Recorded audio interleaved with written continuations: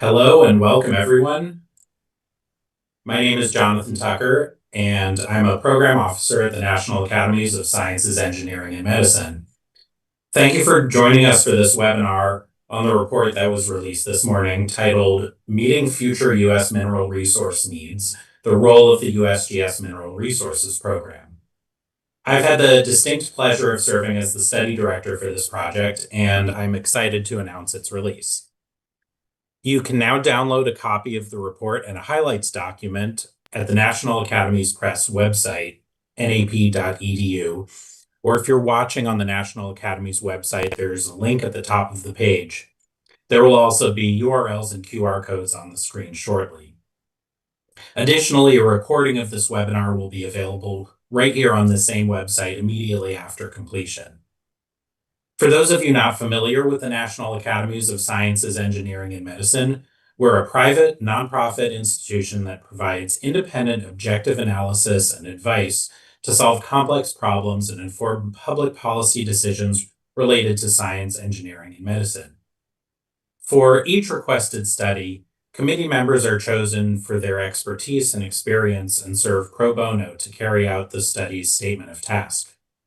The reports that result from our studies represent the consensus view of the committees and undergo external peer review before release. We have many of our committee members on the line today to help discuss the report and answer questions. This webinar is scheduled to last 1 hour. We'll start off with a presentation summarizing the report and then open it up to questions. To ask a question, simply just type it into the box below the video player labeled Slido. You can also upvote questions asked by others. Now, I'm very happy to introduce our main presenter for today, committee co-chair Dr. Rod Eggert, research professor at the Colorado School of Mines. Rod, I'll put my slides up and then over to you.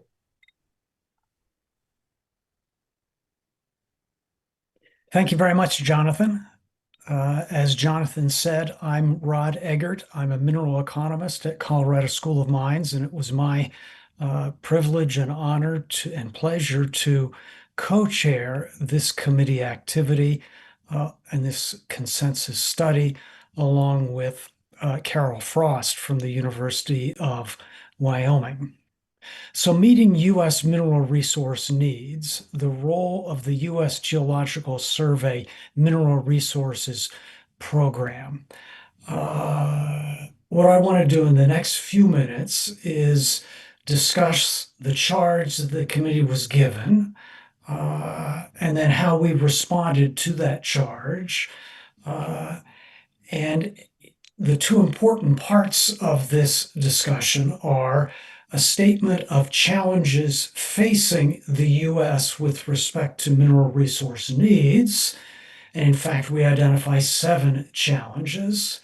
And then how the U.S. Geological Survey Mineral Resources Program can contribute to meeting these challenges. And it just so happens that we have 7 recommendations.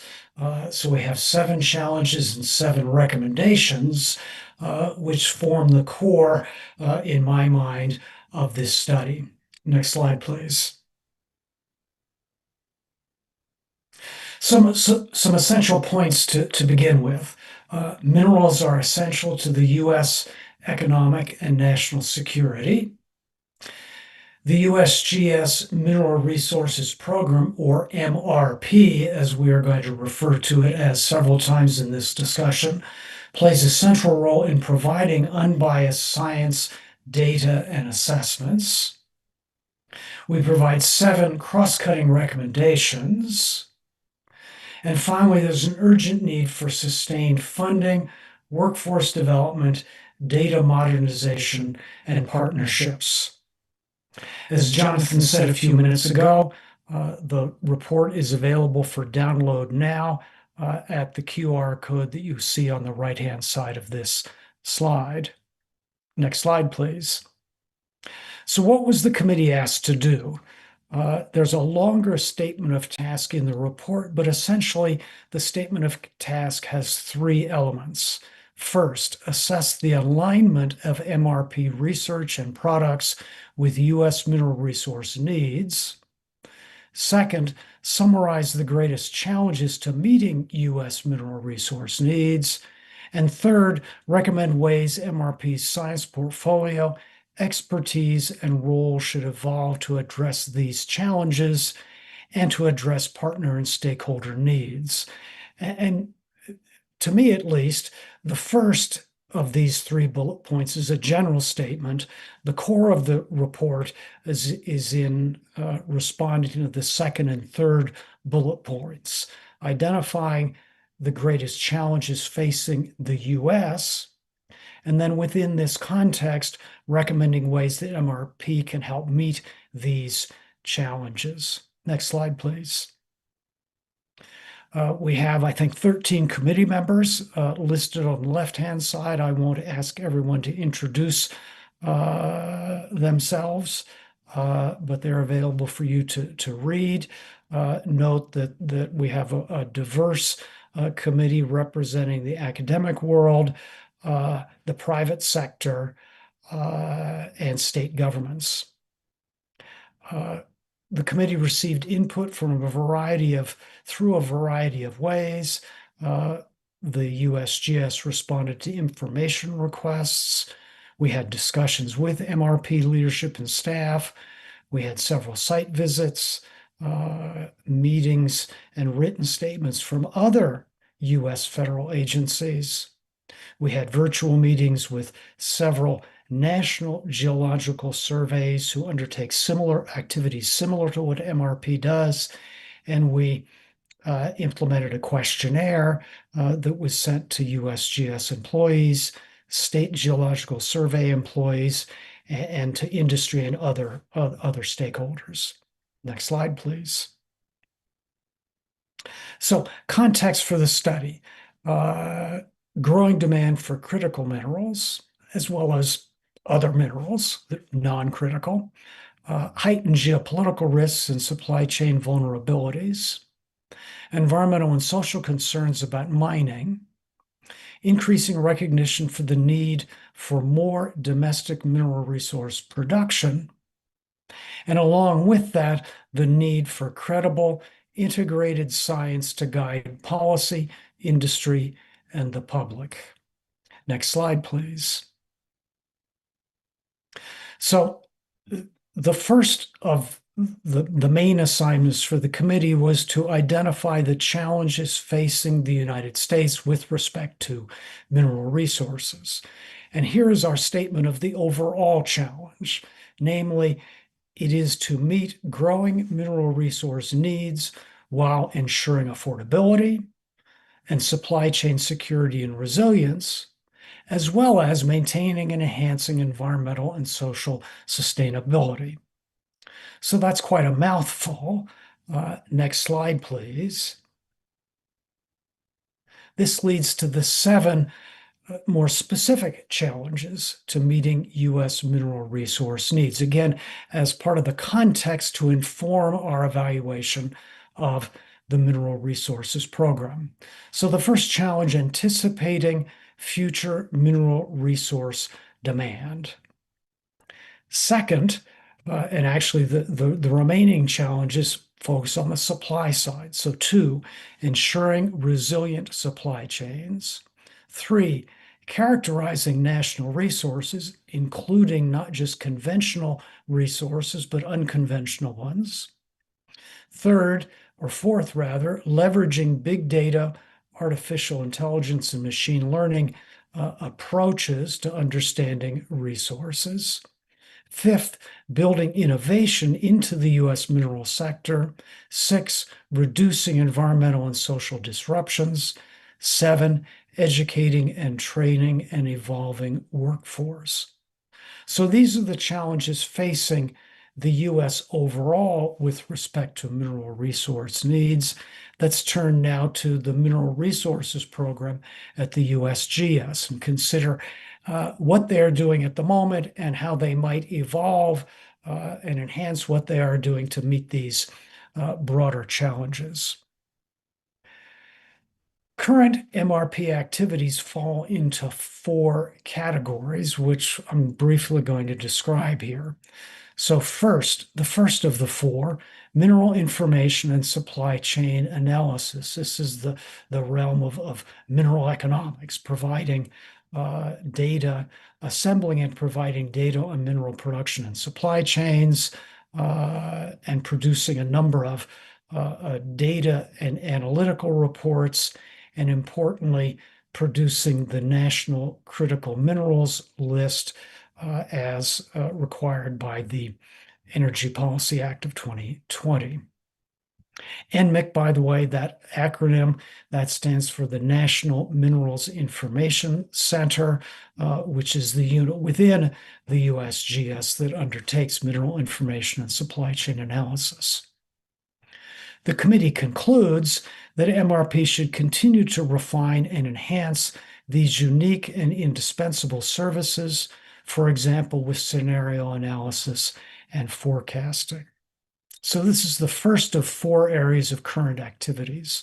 Next slide, please. The second area encompasses mineral resource research and assessments. And this includes actually two somewhat different but intimately related activities.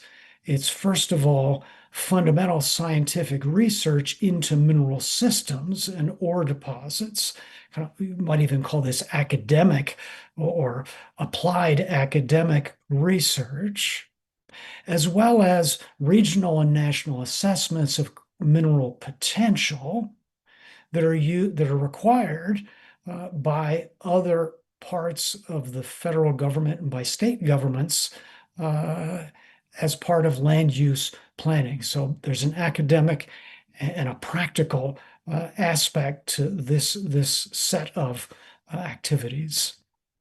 The committee concludes that MRP is uniquely positioned for long-term and fundamental research and remains a beacon for economic geology. Next slide, please.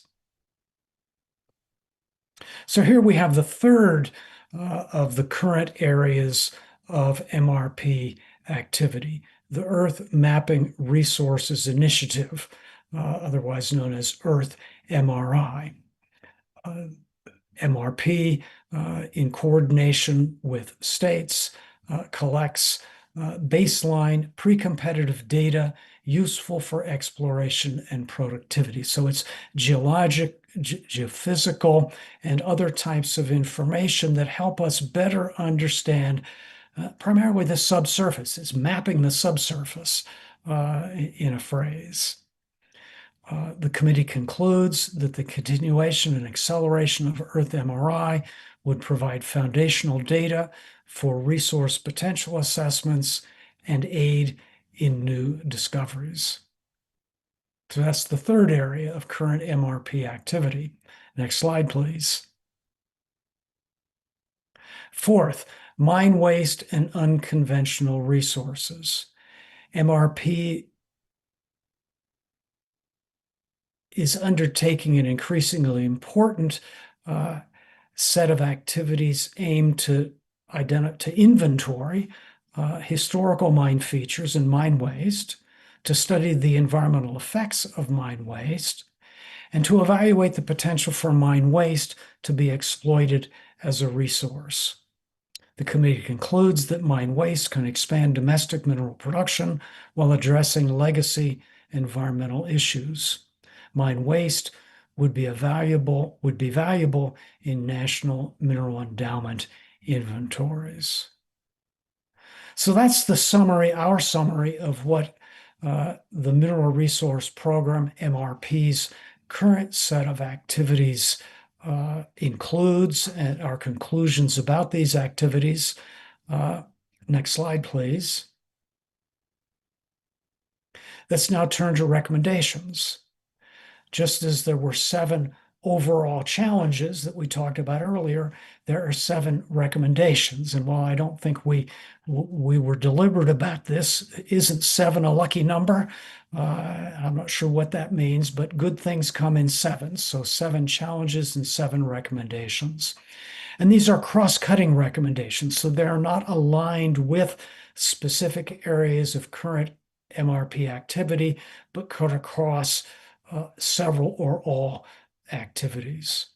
So recommendation number one, this focuses on leadership. To lead the nation on minerals issues, MRP should continue to be proactive and forward-looking in its program priorities, workforce hiring, and science products. And an important part of this recommendation is not simply to be reactive to immediate needs, and there are many immediate needs and requests for MRP work, but MRP should also continue to anticipate and invest through forward-looking activities like scenario analysis, forecasting, and the evaluation of unconventional resource development, which will not have an immediate impact on meeting U.S. mineral needs, but over the longer term has the potential to play a much greater role, or significant role. Next slide, please. Second recommendation, and this focuses on targets for domestic production. More specifically, MRP should produce realistically achievable targets for future domestic production of priority critical minerals. This builds upon, or would build upon, what MRP does at present in the form of resource assessments, fundamental ore deposit research, as well as mineral economics and technology assessment, to develop, as we say, realistically achievable targets for future domestic production. And there are many, many minerals and critical minerals. So that's why we use the word priority. These would be in-depth evaluations of a small number of priority minerals for which estimates of potential production in the future, what they could be, as a part of informing public policy in terms of what is realistic. Undoubtedly, there will be some mineral resources for which there's very little production relative to domestic demand, whereas for others, achievable targets could represent a significant part of meeting domestic demand. Next slide, please. The third recommendation focuses on an atlas, a national atlas of resource potential. MRP should create a national atlas of resource potential maps to guide mineral exploration and development, assist with land management, and guide future research. This would really, in some sense, be a next step in the evolution of Earth MRI and other activities.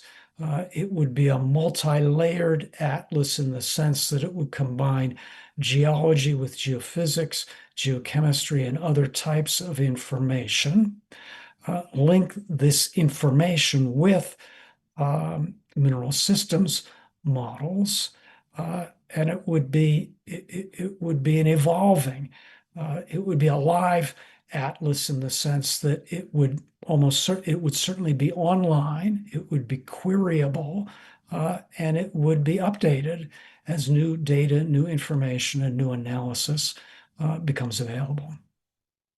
Next slide, please. Recommendation number 4 focuses on data delivery. To improve stakeholder outreach and data usage, MRP should prioritize improving data delivery. And it's not just faster publication, which is part of what we are suggesting, but along with that, both to improve, to quicken, to achieve faster publication, but more effective publication and use, MRP should invest in professional data science support, publish intermediate data sets, and develop outreach programs that help stakeholders assess, understand, and apply its products.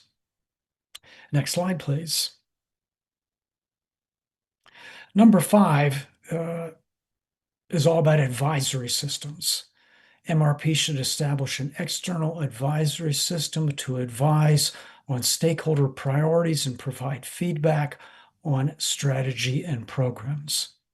MRP has a variety of stakeholders, and it's important that it be meeting the needs of all of these stakeholders, which inevitably will require balancing somewhat different interests among different stakeholders. But the stakeholders are varied, as you can see by the bottom of this diagram. We have industry, we have academia, we have international agencies. The MRP is frequently called to contribute to discussions, to international discussions of mineral resources. We have states, we have other federal agencies, we have tribes, and we have the public at large. Next slide, please. Number 6 is about strategic planning and dynamic strategic planning. MRP should update and continually re-examine its strategic plan with input from a broad set of internal and external stakeholders. The key idea here is that a plan is a living document. There needs to be a process for regularly updating it and providing and developing implementation plans and monitoring systems to ensure that MRP activities continue to be aligned with both its mission and evolving national priorities. Next slide, please. 7. And number 7 is all about collaboration. So collaboration to eliminate barriers to optimal performance, delivery, and innovation. MRP should promote and incentivize collaboration across all of its programs, across the U.S. Geological Survey, and with its partners. And a key part of this recommendation is that collaboration has multiple dimensions. As we said, within MRP, with ERP, the Energy Resources Program, within the USGS, elsewhere within the USGS, among government agencies, and with other sectors. So we have 7 recommendations to go along with the 7 broader challenges facing the nation with respect to mineral needs. Next slide, please. So returning to where we began, minerals are essential to U.S. economic and national security. The U.S. Geological Survey's Mineral Resources Program plays a central role in providing unbiased science, data, and assessments. We offer 7 cross-cutting recommendations to help MRP chart a path forward and ensure that it does contribute appropriately to meeting the broader national needs for mineral resources. And we have an urgent need for sustained funding, workforce development, data modernization, and partnerships. As we said, or as I said before, the report itself is available for download at this QR code or on the National Academies Press website. And with that, I am finished and happy to take questions. I and the rest of the committee will be happy to take questions. Thank you very much. Thank you so much, Rod. That was excellent. We'll now turn to Q&A. So as a reminder to the audience, to ask a question, please type it into the Slido widget below your video player.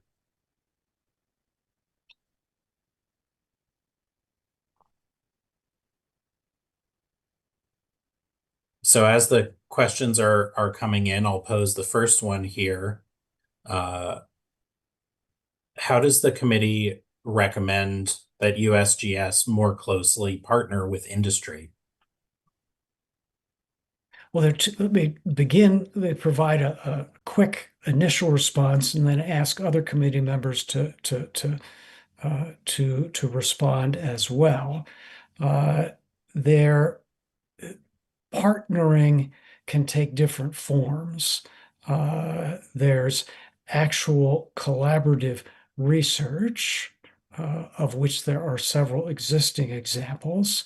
But there's partnering maybe in a less direct sense that it takes the form of industry using the data and information that MRP collects and publishes, and signals to or informs MRP about what its data and information priorities are. So specific mechanisms include data-focused workshops on both how to access and use MRP data, but also workshops which users or potential users signal and indicate what their priorities are in terms of new information needs. Who would like to, what have I forgotten? Stephanie. Another example, Rod, might be the Earth MRI program. So obviously the Earth MRI data are extremely valuable to industry and industry partners and stakeholders, and perhaps including industry in the design of the Earth MRI program and how they could better use the data and collaborate and partner on those data sets, whether they be geophysical, geochemical, geological. It's another aspect. Thank you. Other thoughts? Can I interject? Yes, Rachel, please. Awesome. Yeah, I think this is another place where the data modernization really comes into play as well.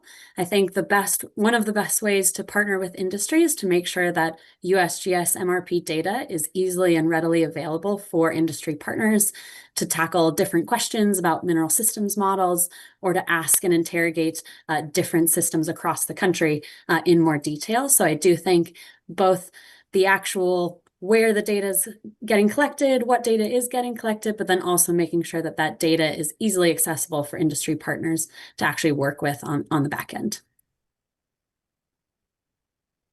Thank you. Thanks, everyone. We'll turn to the next question.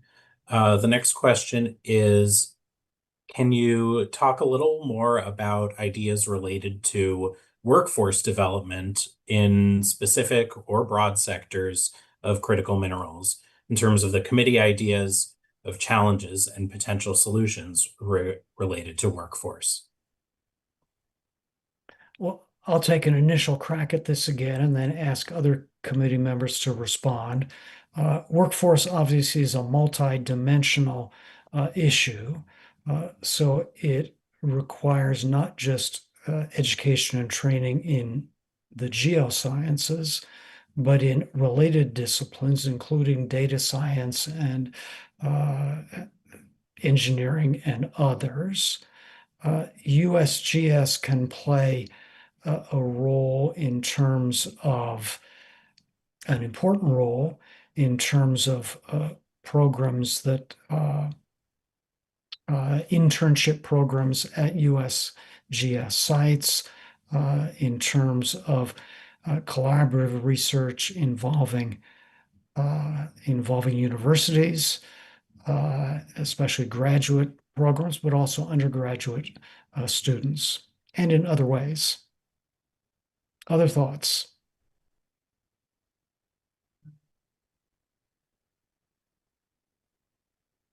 All right. Well, let's, sorry, Rachel, please. Yeah, sorry to interject again on this point, but I do think it's an important one that I think the workforce has to be more than just geologists in this problem.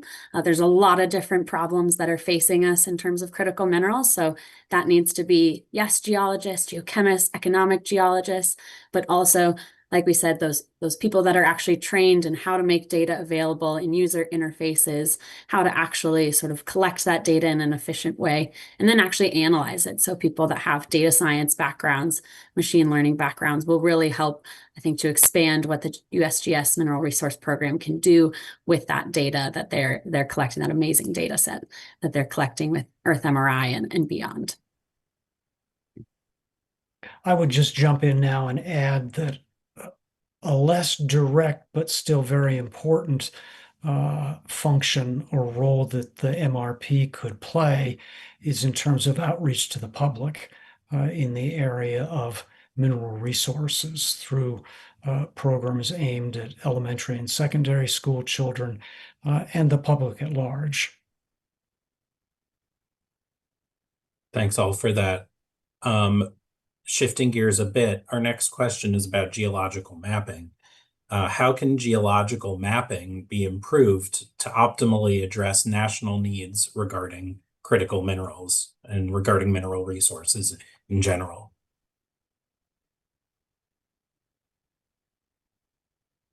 Now I am looking at the rest of the committee for specific responses. This is a little bit outside my personal area of expertise. I assume it involves, for example, taking advantage of activities like Earth MRI and incorporating information collected not just from on the ground, boots on the ground, pounding of the rocks, but through other mechanisms. Richard. Yeah, so you're right, Rod. I think the Earth MRI part is the important part of the geological mapping. And at the moment, the Earth MRI program has basically focused on areas that are perceived or conceived right now to be critical and important. But in the future, we don't know what is going to be critical and important. And so it's necessary in that case to have a broad database that covers basically the whole of the United States. And that really means collecting national data sets that can be used at some point in the future when something suddenly becomes of interest or critical. And that means long-term planning. Yes, Bob. Yeah, and we should also mention that, the collaboration between MRP through Earth MRI with the state geological surveys is having a big impact on mapping today and mapping more areas and providing funding to get people out in the field in addition to the more large-scale geophysical mapping that's being done through Earth MRI.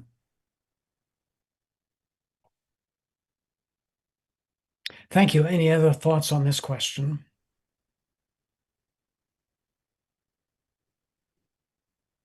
If not, otherwise, let's move to another question. You mentioned focus efforts on specific minerals. How does this reconcile with an expansion to 54 from 50 critical minerals in the USGS 2025 critical minerals draft list? The recommendation regarding realistically achievable targets recommends, first of all, recommends choosing several priority minerals and then evaluating them in depth. The committee did not discuss which of the minerals should be given priority for these targets. That was just something that was not something that we discussed. But one could imagine ways of doing that, but it's not something that the committee discussed specifically. Bob. Yeah, and just to add and follow up, Rod, that the USGS has been actively involved in identifying the supply risk for the various critical minerals, and not all critical minerals have the same level of supply risk. So perhaps starting with those that have the highest supply risk might be a way to prioritize which ones to focus on first.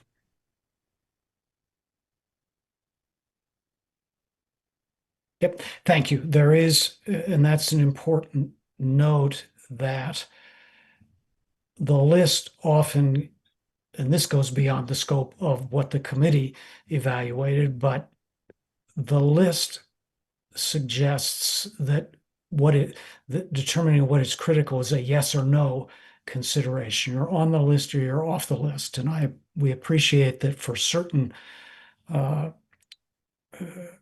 public policy actions and decisions, being on or off the list is what is important. But there's a lot of nuance within the list and within the study that establishes the list. And one could use that information as a way of prioritizing which materials are more rather than less critical. Richard, I think I saw your hand. Yes, that's right. So what's on the list right now is what is considered critical at the moment. Part of what we're talking about is predicting what might happen in the future. And if you can predict 20 years into the future that something might start to become scarce, then that's going to become critical at 20 years. And so the planning might have to start now to deal with that problem in the future. And that's really why we're recommending a prediction of what the future resource needs might be.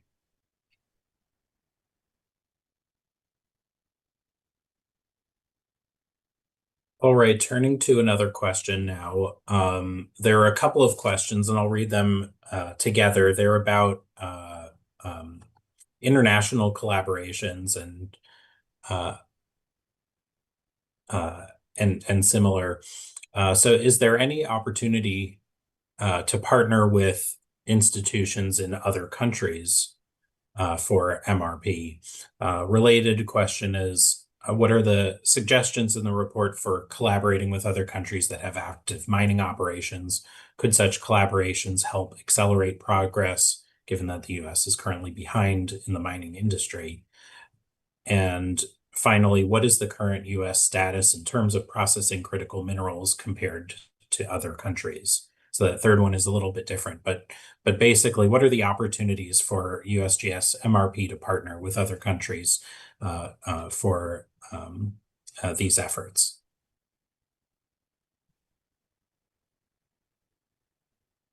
I guess a starting point is to note that the USGS's primary responsibility is work domestically, but strategically, a number of countries have similar interests, and there actually are existing collaborative activities involving at least Canada and Australia, and I believe the UK as well, where there are joint activities to among other things, harmonize the sorts of information and the sampling protocols that they have for different types of data collection efforts. Rachel. Yeah, I think that we had an amazing opportunity to chat with some folks from the other surveys and talk about this collaboration. And I think one thing that stood out to the committee is just that some of the other surveys are a little bit ahead of us in some ways, just because they've had a larger priority on mining and extraction in their economies. And so they have a lot to teach us in some ways about how we can get this data, what data is useful, and how we can collect feedback from our various stakeholders. Places like Australia or Canada do a great job at delivering data in centralized areas and getting feedback from industry partners on that data. And so that's a place where at least we can get a lot of inspiration from those folks and understand their systems and try to implement some things that may work for the USGS Mineral Resource Program here in the US. Not everything will work because we have slightly different priorities for our country at large, but there's a lot that we can take as inspiration that these other surveys do to make sure that they're really partnering with industry and making sure that that data is delivered really fast and in a really digitized, modern way.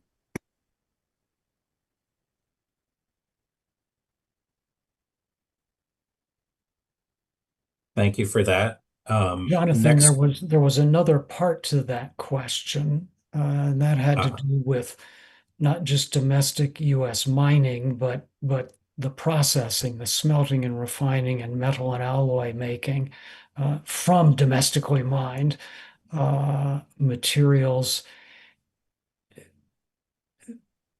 Clearly, there is a different, well, the degree to which processing occurs in the United States varies significantly from one mineral and material to another. A number of other studies have argued or shown that, at least overall, the U.S., what's missing in the U.S. is processing, not so much mining.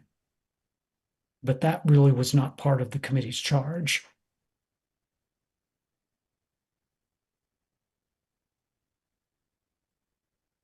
I have Rachel, go ahead. Yeah, one quick thing to add on that. I think that in the sort of processing realm, this is actually a really good place where the Mineral Resource Program can partner with other government agencies that are a little more focused on the processing side of critical minerals, because the USGS is really focused on what minerals do we have, where are those minerals, what do those mineral systems look like? But we have other agencies like the Department of Energy and other places that are really focused on how do we process things such as unconventional ores or, for example, different types of lithium or something like that. And that's a place where the USGS and those other agencies can really collaborate and make a lot of progress in the critical mineral space. So that's a really exciting place maybe for the USGS to even expand those partnerships.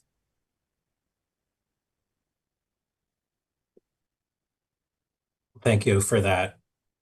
So our next question is going to relate to Earth MRI products. I'll paraphrase this a little bit here. In terms of the data that Earth MRI is collecting, it's often sort of individual data sets, geochemistry, geophysics, etc. But industry often needs deeper or more integrated data in order to invest in projects moving forward. So how could the USGS enhance the Earth MRI products or modeling outputs to make more actionable information for industry?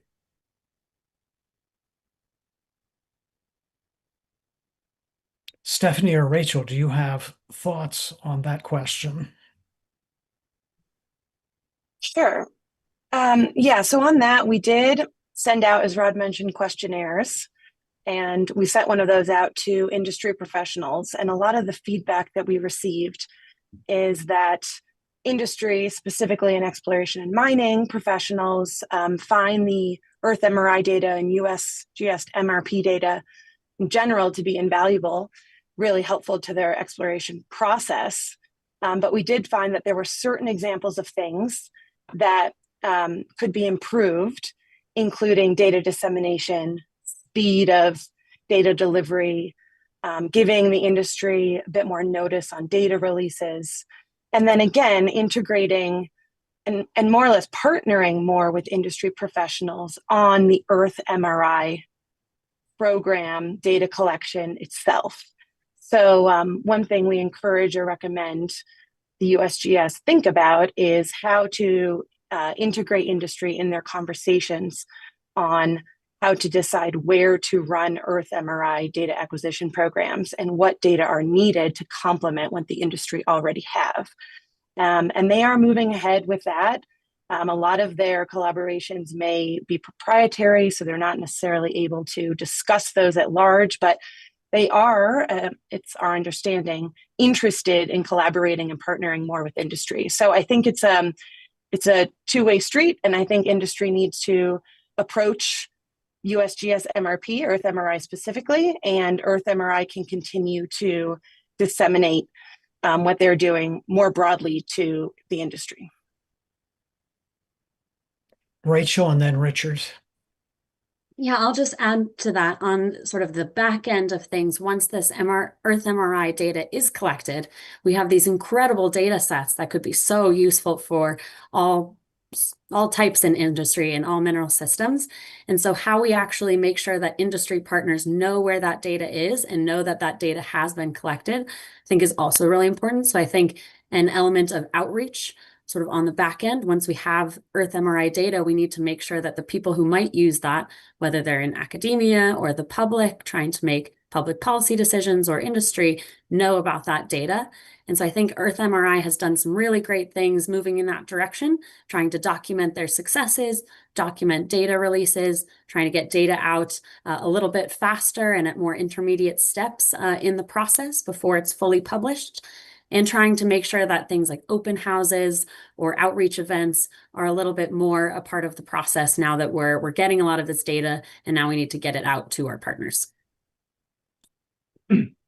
Yes, just following up on that, one of the things that is important is that the USGS interact with the industry and know what their needs are. And it might be that different groups within the industry, for example, large mining and exploration companies might have needs for data that is different from smaller companies. So the smaller companies might require derived and interpreted products, whereas the larger companies might require the basic data that they want to work on themselves using their own proprietary methods. And that means delivering the intermediate products that are that basic data as soon as possible, so that those large companies can work using their own proprietary techniques in parallel with the USGS to come up with their own derived and interpreted products.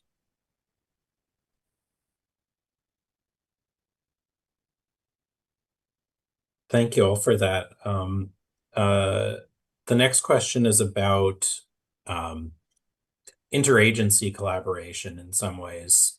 The question is, many potential domestic mineral resources are economically marginal, in part due to uncertain processing technologies. Is the USGS adequately working with other federal agencies, in particular the Department of Defense or Department of Energy, on this issue? Well, MRP certainly is working with, or at least communicating with, these other agencies, particularly Department of Defense and Department of Energy. Are they adequately working together? That,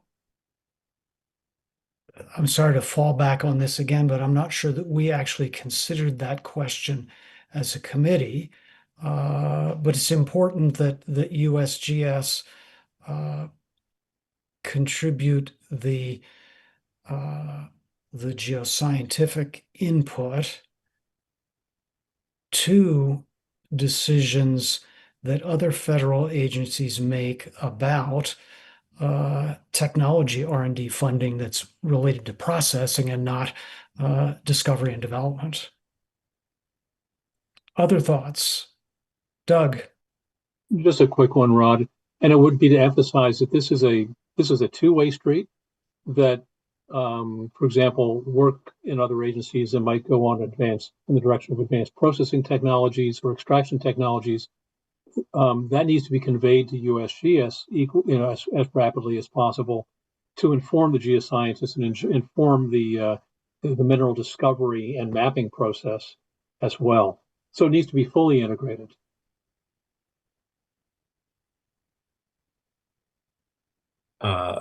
Thank you for that.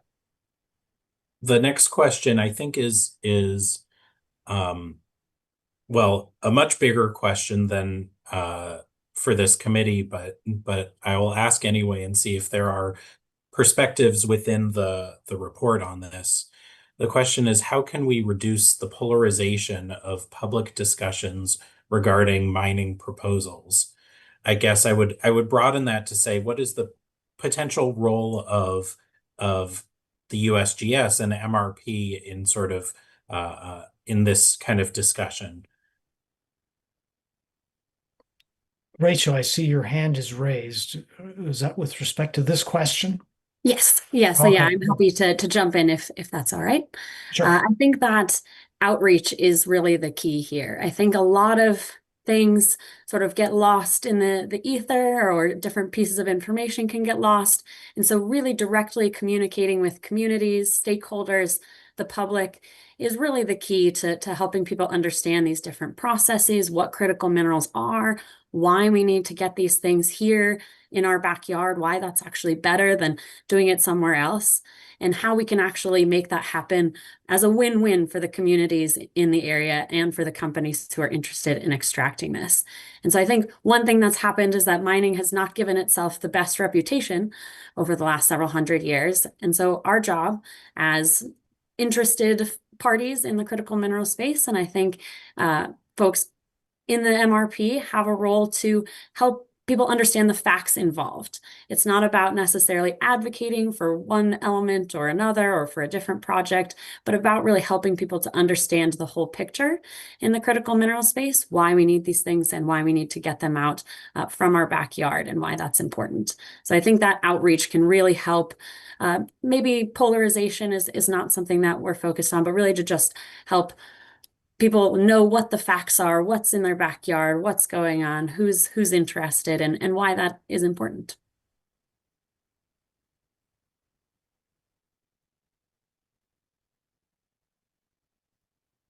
Thank you for that. For the next question, we're going to turn to mine waste.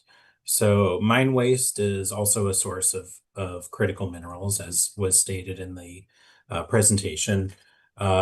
What is the role of USGS and MRP in terms of regional mapping and holistic studies of mine waste for re-extraction of critical minerals from waste?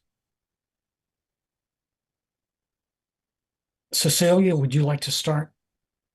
Yeah, I can start. So USGS has been doing a lot of work in the mine waste space. They have been inventorying all mine waste features across the nation, which is the first step in identifying what we have. And they also have been publishing the amount of critical minerals that are present within these mine features. So they know that they will become eventually a good resource for critical minerals. I don't know, Rod, do you want to add more to that? Simply, I would echo the point that USGS already is involved in characterizing what is there, recognizing that wastes are a somewhat different type of resource than in the ground or subsurface mineral resources. And the committee believes that MRP should continue to be active in this area and enhance its activities. And we should also say that they have been partnering, USGS have been partnering with a lot of other agencies to conduct the work that they're doing in mine waste. So we found that they've been doing a great job in this space.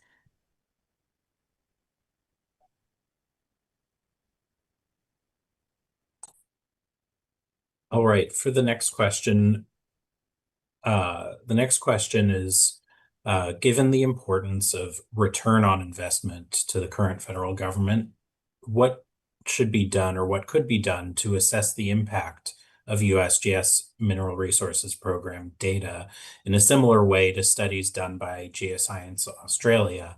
And how might these impact data be used? Impact data like return on investment information.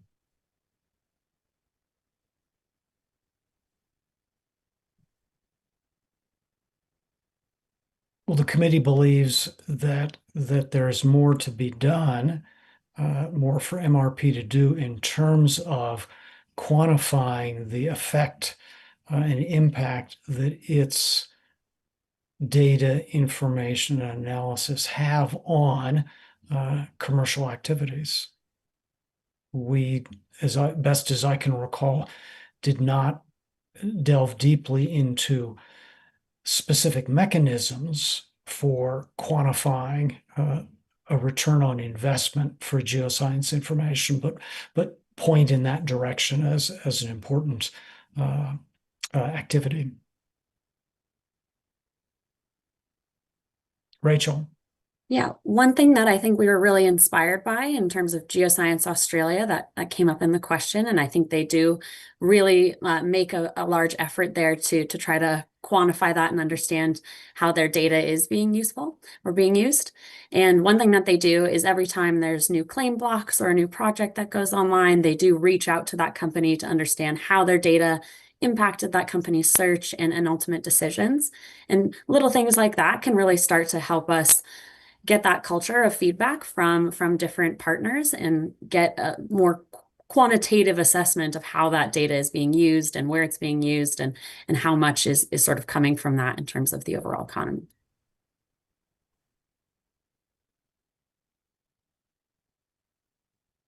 Other thoughts on that question?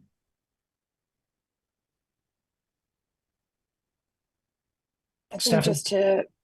just to add on there, I think like Rod said, and Rachel, quantifying how USGS data, eventually leads to a new discovery and potentially a new mine is something that they could collaborate a little bit more with industry partners on in order to facilitate that communication and discussion between industry and USGS on how the USGS data is being used as baseline data to future exploration. Cecilia. And just to add that what Stephanie just said should apply also to mine waste. I mean, if USGS can help develop mine waste resources and get critical minerals out of that, that should account for success story.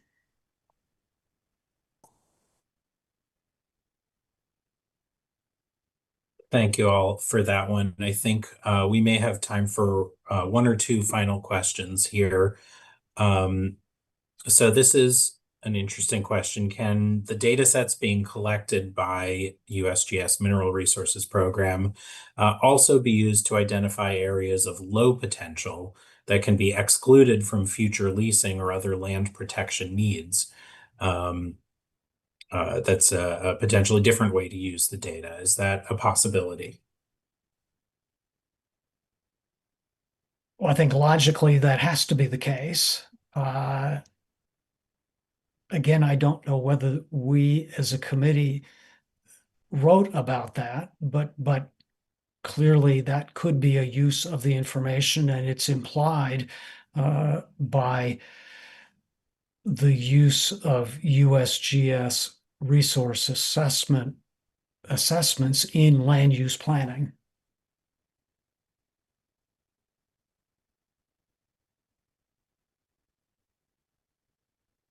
Rachel. I think this is also why the committee overall suggested not just focusing on really conventional systems as well, but thinking about unconventional systems, mine waste, different types of ore that aren't yet processable but might be processable. And I think that is a really helpful way to also assess, okay, is this actually going to be helpful going forward in the future? Are these unconventional ores going to be useful?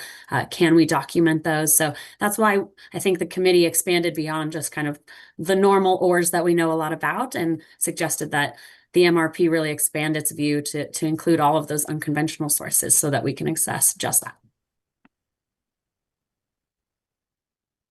All right. Well, we're just about out of time, so I'll ask a final question and ask for a quick response in 30 seconds or less. Do we need a Bureau of Mines, or did the report comment on the functions of the Bureau of Mines and what is needed from that going forward? I am pretty sure that the report does not make an emphatic statement on this issue. And I think I would leave it at that. I would say that individuals there are different views undoubtedly within the committee, but the committee itself did not take a position on that. Well, thank you for that clarification. That is all the time that we have today. I apologize. There's still many outstanding questions, and we're not able to get to all of them, but thank you all for the great questions and participation.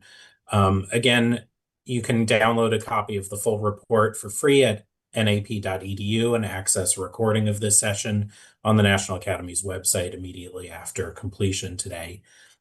Before we close, I would just like to say that the best way to be alerted to projects, reports, or other activities at the National Academies is to sign up for our mailing lists, such as the one for our Board on Earth Sciences and Resources. And with that, many thanks to our speakers, to our study sponsor, USGS, and to all of you for participating. Thank you all, and have a great rest of your day.